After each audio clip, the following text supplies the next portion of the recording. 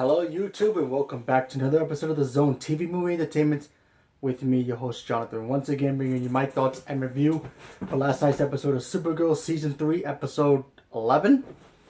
Now, we're at this point now where Supergirl is starting to get a little, I'm guessing, frustrated. She really wants to figure out, like, what's this Reigns issue and why she's, like, coming, like, how can she stop her? So she needs to go out and get information and trying to defeat her. So, but she finds out that there's a former prisoner of Krypton who got transported somewhere out into space. But there's a problem that Supergirl needs to handle, and that there's a blue star, and apparently it would drain her powers, and she wouldn't have powers anywhere near that, that star. So she decides that she needs to get some help, not only besides from Saturn Girl, who's there with her. They decide to get Psy, that psychic meta, who attacked Supergirl way back, I believe season 2, if I remember, or maybe the beginning of season 3, I don't remember. And then also Livewire. Livewire's underground. She's not using her power. She's not doing anything evil because Reigns basically killing supervillains now too. So she's like, I need to be good. So she's at a diner working as a waitress. So she gets her help, and the four of them decide they need to go and try to find out how they can stop Reign. And of course, while that's all happening, you have Alex, who's kind of still injured after like breaking her leg or ankle in the last couple episodes. She had to take care of Samantha's daughter, so they start hanging out and this and that. That was pretty cool. And then of course obviously Reign finds out that these guys are trying to find a way to beat her. She goes off into space and tries to stop them, and that's basically the gist of the episode. Honestly, I liked this episode. I did like it a lot, but it wasn't as great as I would thought it would be. I mean, first of all, let's talk about certain things I didn't like right off the back. This whole blue star nonsense about, the blue star will take away Supergirl's powers. Now, in comics, the blue star is basically the yellow sun's radiation. You know how Superman, every time he's near the sun or the sun's shining, the radioactive sun gives him his strength and he gets strong. Well, in the comics, the blue star not only does the same thing to him, but increases Superman's powers. So, I don't know why they decided. Now, I'm not really too sure about this, but maybe if you guys know more about it, and you can let me know about it in the comments. But, comments below. Shouldn't Supergirl be stronger too? Like, why would it take away her powers? I know for a fact blue kryptonite takes away their powers.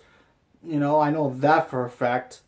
But the blue star is basically the same radioactive powers like the sun gives, but more oomph to it, if you know what I mean. It's like 10 times better. So when in the comic book, Superman goes to the blue sun, and he's even stronger than he's always been. I mean, come on, he's already too. I mean, I guess maybe they did it because she's already OP. She's already all powerful. Maybe they didn't want to make her too powerful.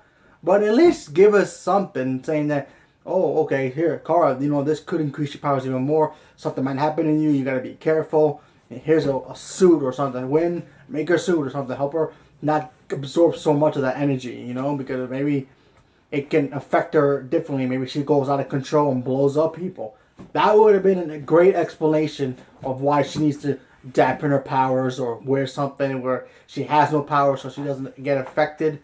But no, they just say, if she goes anywhere near it, it will take away her powers. Not true at all. The blue star makes her stronger, which should be the same as, because Superman does it too. I mean, even normal people who gets infected by the blue star gets powers. One comic book, you had Jonathan Kent get powers, and I think he beat up Doomsday for some weird reason. I think it was one of the comics. Anyway, but yeah, that was one of the moments that kind of pissed me off about it. Another one that was kind of weird is like, okay, the DEO is there to protect the Earth from aliens and all that stuff. Okay, I get it. It's great. Okay, Superman's going up to space. Your biggest gun is going up to space to do something else. Um, I don't know. If I was director of it, I would have been like, yo, Superman, listen, obviously we're not going to see him there, but, you know, at least give him a call saying, hey, listen, your cousin's going up into space. We might need you just in case if Rain decides to attack the Earth or whatever. You know, they just left Earth vulnerable. I mean, who they had besides Martian Manhunter. And we already proven that Martian Manhunter can't beat her.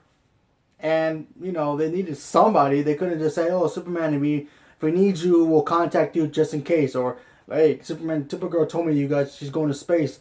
Let me know if you guys need my help or anything, you know. But, you know, nothing like that. But whatever, I guess they're going to leave the Earth vulnerable. I mean, Superman's doing something else, I guess, hanging out with Batman somewhere or on a date with Wonder Woman or Lois or something. By the way, Lois Lane is coming to Supergirl, so that's going to be fun. So, but yeah. And then the ending to me was pretty interesting. We got to see some glimpses of Rain's so-called super team that she's about to assemble, because we saw a woman and her friend walking in the streets, and then a car spins out of control and hits one of the girls, and you look like she's dead, and then she kind of pushes it off like as a toy truck, like it was just like a toy, and then she just gets up and her eyes glow a little bit, and that's pretty much it. So other than those two little negatives, I liked the episode. It's pretty cool to see what the heck is coming up next, and who the heck is that woman was gonna be, what kind of power is she gonna have besides super strength. But yeah, let's see what happens. I just hope we don't get these kind of moments in these episodes where everybody's gonna have superpowers. You know, everybody's gonna have super strength. Everybody's a distant relative of a Kryptonian. You know, oh, you're a Kryptonian. Your cousin 3 times over is gonna be a Kryptonian, or this and that.